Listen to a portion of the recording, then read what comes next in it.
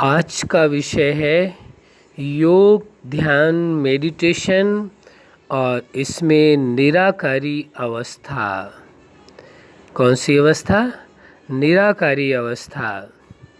आप सभी अच्छी तरह से जानते हैं और समझते भी हैं कि योग के मार्ग में, ध्यान के मार्ग में या कहे मेडिटेशन के मार्ग में उसे अपने ओरिजिनल अस्तित्व में रहने की आवश्यकता होती है और योग, ध्यान और मेडिटेशन के द्वारा व्यक्ति अपने ओरिजिनल अस्तित्व में पहुंचता है।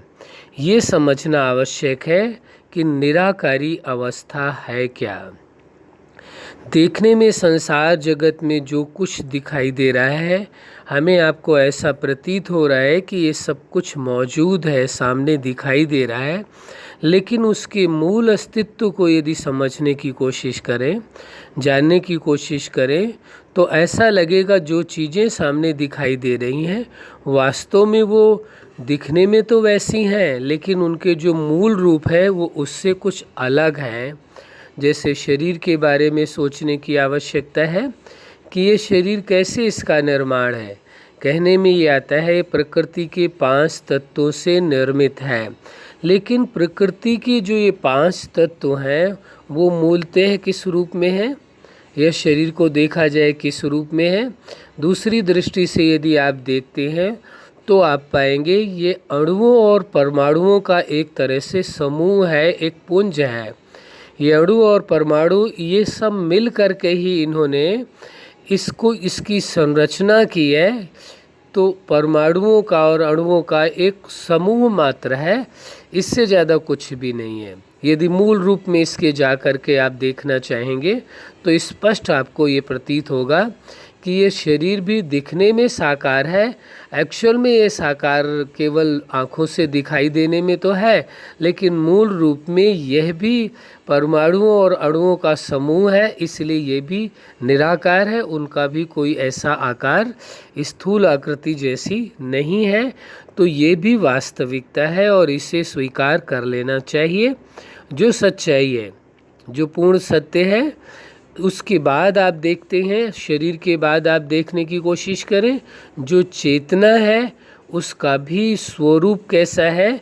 वो भी पॉइंट ऑफ लाइट है, निराकार ही है, कोई साकार स्वरूप नहीं है।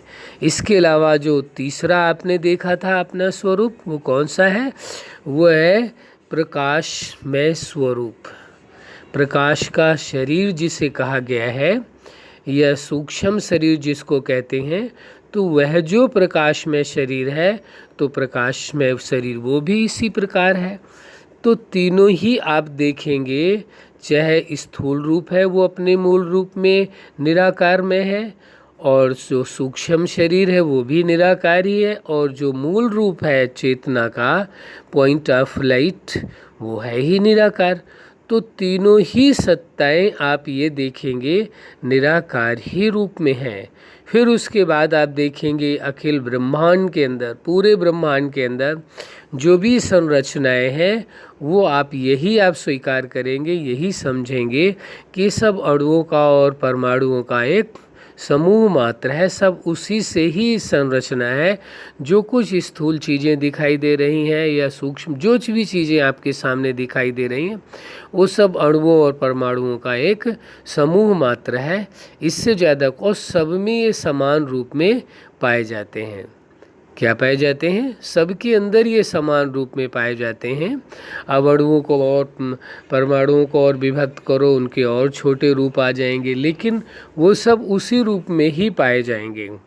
तो ये समझने की आवश्यकता है कि पूरा ब्रह्मांड, शरीर से लेकर के पूरे ब्रह्मांड की जो संरचना है वो मूलतः सब कुछ निराकार ही रूप में है, कुछ भी साकार नहीं है। मूल रूप में अपने देखने में प्रकृति साकार रूप दिखाई देती है, वास्तविकता यह है वो अपने मूल अस्तित्व में आप देखेंगे तो अणुओं और परमाणुओं का समूह मात्र माना जाएगा। उसको और विभक्त करते हैं तो वो मानते हैं इलेक्ट्रॉन है, न्यूट्रॉन है, प्रोटॉन है, तो वो उनका अपना वजूद है। तो ये सब कुछ अणुओं और परमाणुओं का ही समूह मात्र है, पूरा ब्रह्मांड जो दिखाई दे रहा है। और आपका सूक्ष्म प्रकाशमय शरीर वह भी वैसा ही है, और जो चेतना मूल रूप में है, पॉइंट ऑफ लाइट है, वह भी निराकार स्वरूप में है।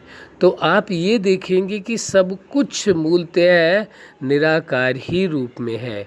फिर प्रश्न ये उठता है, जब ये सारी चीज़ें निराकार रूप में हैं, प्रकृति भी है, आपका सूक्ष्म प्रकाशमय शरीर वह भी निराकार ही है, और आप मूलतः जो चेतना है वो भी निराकार रूप में है, तो इससे स्पष्ट होता है कि जब रचना ऐसी है जो सब कुछ दिखाई दे रहा है, तो इसका रचयिता फिर कैसा होगा? एक प्रश्न उठता है। जब रचना ही सब कुछ जो कुछ दिखाई दे रहा है सब मूल रूप में निराकारी रूप में ही है, तो इसका रचयिता कैसा होगा? स्पष्ट है, कहने की आवश्यकता ही नहीं है। जब रचना निराकार रूप में है तो रचयिता भी निराकार ही होगा, ये स्पष्ट हो जाता है मूल रूप में। बाकी आप जो स्वीकार करते हैं, जो मानते हैं, आपकी जो मान्यताएं हैं, वो आपका अपना विषय है और वो आपके लिए वही ठीक है जो आपकी मान्यता है। लेकिन आज का जो विषय है निराकारी अवस्था, तो उसमें ये देखने की ज़रूरत थी कि वास्तव में जो कुछ ब्रह्मांड के अंदर दिखाई दे रहा है, चाहे पृथ्वी हो, चाहे कोई भी ग्रह नक्षत्र हो, जीवन हो मनुष्य का, और कुछ भी है, सब कुछ निराकार रूप है। तो जब ये सारी चीज़ें निराकार रूप में है, सूक्ष्म रूप में, मूल रूप में इनका स्वरूप निराकारी है, तो फिर जो पूरे ब्रह्मांड का रचयिता है, जिसे माना जाए पूरी सृष्टि का रचयिता है या हर जीवों का रचयिता है, तो वह भी जब रचना है ऐसी, तो रचयिता भी वैसा ही होगा। इस सिद्धांत के तहत ये बात कही जा सकती है कि वह रचयिता भी, वो जगत नियंता भी, वह भी कैसा होगा? वह भी निराकार ही होगा, क्योंकि जैसी उसकी रचना है वैसा रचयिता होगा, क्योंकि रचयिता का ही गुण उसकी रचना में आता है। रचयिता जैसा होता है उसका गुण उसकी रचना में दिखाई देता है स्पष्ट तौर पर। और आप ये देखेंगे जो रचयिता की विशेषताएं हैं, जो गुण है, जो भी आपने उस परम सत्ता के लिए या कहें उस सुप्रीम पावर के लिए या सुप्रीम एनर्जी के लिए जो भी आप मानते हैं, जो आप नाम देते हैं, वो आपका अपना व्यक्तिगत विषय है। तो उसमें यही सारी दुनिया के लोग मानते हैं कि वास्तव में जो वह सुपर एनर्जी है या सुप्रीम पावर है, उसमें जो विशेषताएं हैं, उसमें जो गुण हैं, उसमें जो भी क्वालिटीज़ हैं, आप देखेंगे वो सब कुछ उसकी रचना में भी दिखाई देगा। यानी जो आप देखेंगे आप अपने आप को कि आप चेतना है, आपके अंदर वो विशेषताएं, वो गुण भी नजर आएंगे। पीछे जैसे अवस्था के बारे में चर्चा की गई थी, कंबाइंड अवस्था के बारे में, जब आपने कंबाइंड अवस्था का प्रयोग किया होगा तो आपने अनुभव किया होगा कि ध्यान की या योग की या मेडिटेशन की ये बहुत ही अच्छी अवस्था है कंबाइंड की। जैसे कि आप कंबाइंड होते हैं उस सुपर चेतना में, आप स्वयं चेतना या उस सुपर एनर्जी में आप एनर्जी कंबाइंड होते हैं, तो आपको अपने आप में ऐसा फील होता है जैसे कि सुपर एनर्जी की वो सारी एनर्जी आप में फ्लो हुई है और आप भी उसी के समान हो गए हैं कंबाइंड होने के नाते। तो यहाँ पर भी वही सिद्धांत लागू होगा, चूँकि जो पूरे ब्रह्मांड का रचयिता है, इस सिद्धांत के अनुसार कि जब रचना उसकी सब कुछ निराकार रूप में है, तो रचयिता भी निराकारी है। इसलिए एक आप ये कह सकते हैं डायरेक्ट जो रिलेशन है, डायरेक्ट जो रिश्ता है कहेंगे, वो उस सुपर एनर्जी के साथ सबका है। सभी उसके कांटेक्ट में हैं, सभी उसके टच में हैं और सभी पर उस सुपर एनर्जी की जो एनर्जी है, उसकी जो ऊर्जा है, उसकी जो पावर्स हैं, उसकी जो दिव्यता है, उसकी जो शक्तियां हैं, वो सब कुछ निकल करके सभी जितने भी सृष्टि के अंदर हैं उन सब के अंदर वो एनर्जी आ रही है, उस सुपर एनर्जी की। तो ये कहा जाए तो उचित होगा कि हर मनुष्य या सब कुछ उसके प्रभाव में है और सभी लोगों को वह एनर्जी, वह ऊर्जा कंटिन्यू प्राप्त हो रही है, लगातार प्राप्त हो रही है। ऐसा विषय नहीं है कि कभी उसकी एनर्जी मिलती है या कभी नहीं मिलती है, लगातार उसे मिल रही है हर इंसान को। बस यही फ़र्क पड़ता है कि उसका आप अनुभव कितना कर पाते हैं, समझ कितना पाते हैं। यदि आप इस निराकारी अवस्था पर रहते हैं और आप इन सारी चीज़ों को उसी रूप में देखते हैं, प्रकृति को भी आप देखते हैं। अब इसके प्रयोग की बात कर लेते हैं थोड़ा। यदि आप प्रकृति को भी देखते हैं तो उसके मूल रूप को देखते हैं तो आप यही कहते हैं ये तो अणुओं और परमाणुओं का समूह है, ये भी पॉइंट ही है, पॉइंट ऑफ लाइट है, ये भी सूक्ष्म ही है, ये भी निराकारी है। तो आप एक तरह से निराकारी अवस्था में आ जाते हैं। सब कुछ आपको निराकार दिखाई देता है। प्रकृति भी मूल रूप में निराकार रूप में दिखाई देती है और जो चेतना है वो भी निराकार रूप में है और जो सूक्ष्म प्रकाश में शरीर है वह भी निराकार रूप में है और सारा ब्रह्मांड ही आपको उसका ओरिजिनल जो रूप है, मूल जो रूप है, वो निराकारी रूप में आपको दिखाई देता है। और साथ साथ जो इस पूरे ब्रह्मांड का रचयिता है उसे भी आप उसी के रूप, मूल रूप में, निराकारी रूप में आप देख पाते हैं। तो ये निराकारी अवस्था से आपको ऐसा लगता है कि सब कुछ एक समान ही है जैसे। तो सुप्रीम पावर की जो पावर्स हैं, वो जो सुप्रीम एनर्जी है, उसकी जो एनर्जी है वो फ्लो हो रही है और वो फ्लो हो करके लगातार सभी पर पड़ रही है। ये अपने आप में आपको रियलाइज़ होगा, अनुभव होगा। जब आप इस निराकारी अवस्था में रहते हैं तो हर समय आप यही फील करते हैं कि उस सुपर एनर्जी की जो एनर्जी है वो आप पर लगातार आ रही है, उसकी दिव्य शक्तियाँ, वो सब कुछ आप पर पड़ रही हैं लगातार। उसका दिव्य अलौकिक प्रकाश आप पर लगातार उतर उतर करके आ रहा है और सब पर जा रहा है। जो महसूस करते हैं, जो इस चीज़ को एहसास करते हैं, तो उन्हों को स्पष्ट उसका अनुभव होता है। बाकी वो प्राप्ति तो सभी को होती ही है। जैसे उदाहरण के लिए ये आप छोटा सा उदाहरण ले सकते हैं, जैसे सूर्य का प्रकाश तो लगातार अपनी जगह पर प्रकाशित ही होता रहता है सूर्य। हाँ, ये हो सकता है कि कोई आवरण पड़ने के कारण तो जो दिन और रात हो रहे हैं, आप जानते हैं, जो हिस्सा सूर्य के सामने है तो दिन है, नहीं तो फिर रात है। लेकिन सूर्य का प्रकाश तो अनवरत रीति से चल रहा है, वो लगातार प्रकाशित है, उसमें तो ऐसा कोई अंतर है नहीं। और उसका प्रकाश यदि नहीं पड़ पा रहा है तो कह देंगे कि रात्रि है या अंधकार है, वो अलग विषय है। लेकिन सूर्य का प्रकाश तो लगातार प्रकाशित हो रहा है। ऐसे ही आप ये कह सकते हैं उस सुप्रीम एनर्जी की जो एनर्जी है, उसकी जो सुप्रीम पावर की पावर्स है, जो वो अनंत सूर्यों से भी तेजों में है, उसका जो दिव्य प्रकाश है, वह दिव्य प्रकाश अनवरत रीति से आपके ऊपर, सभी के ऊपर लगातार पड़ रहा है। आप अपने ऊपर पड़े हुए आवरण को यदि हटा देते हैं, जो भ्रम का आवरण था, सबसे बड़ा आवरण इंसान के जीवन में हमने जो समझा है वो केवल एक भ्रम का आवरण है।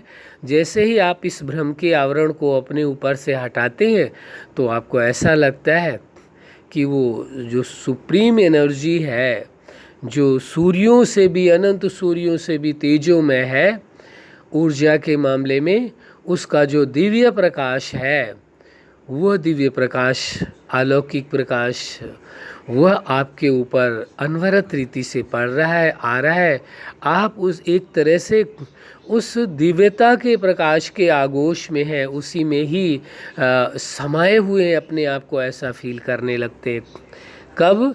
जब आप निराकारी अवस्था में होते हैं, सब कुछ आपको दिखाई देता है, पूरा ब्रह्मांड ही निराकार है, प्रकृति भी और आपका सूक्ष्म प्रकाश में लाइट का ये आपका शरीर भी, और तीसरा जो आप एनर्जी है, आप चेतना है, वह भी, तीनों ही एक समान। और फिर ब्रह्मांड का जो रचयिता है, मालिक है, या उसको आप कह सकते हैं कि सुप्रीम एनर्जी है, जो भी नाम दें वो आपकी अपनी मर्जी है। कोई नया नाम देना चाहे नया नाम दे ले, वो आपकी स्वेच्छा पर निर्भर करता है।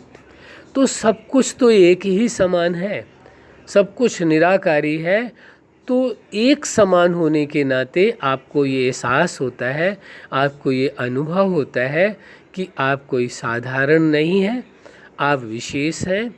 और अपने आप में आप उस सुपर एनर्जी की एनर्जी आते हुए अनुभव करते हैं।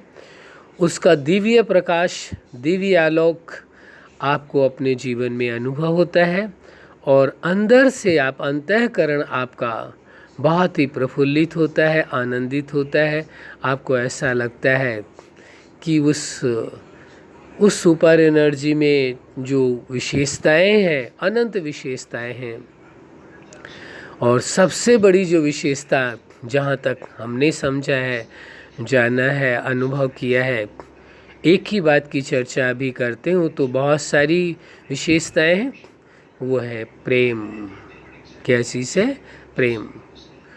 उसका जो प्रेम है वो एक शाश्वत धारा की तरह प्रवाहित हो रहा है, यदि ये कहें तो उचित होगा। उसकी तुलना यदि वैसे तो की नहीं जा सकती स्थूल चीज़ों से, यदि आप करते भी हैं कि वो सागर के समान है, असीम है, तो सागर शब्द भी छोटा पड़ जाएगा, उसे असीम यदि कहें तो बेहतर होगा। तो उसकी असीम प्रेम की जो धारा है, जो शक्ति की धारा है, जो उसकी शांति की धारा है, और अनंत दिव्यता की जो धारा है, वो प्रवाहित हो रही है लगातार, और आप उसमें सराबोर होते जा रहे हैं, और वो धारा प्रवाहित होकर के आपके ऊपर लगातार पड़ रही है, और आप उसी धारा में सराबोर हैं। आपके अंदर वो सभी धाराएं समाती जा रही हैं, समाती जा रही हैं। आप अपने आप को एहसास करते करते ऐसा आपको प्रतीत होने लगता है जैसे आप भी उसी सुप्रीम सत्ता, उसी सागर के तुल्य होते जा रहे हैं, उसके समान होते जा रहे हैं। ये एहसास, ये अनुभव आपको उसके और समीप लाता है, उसके और समीप लाता है।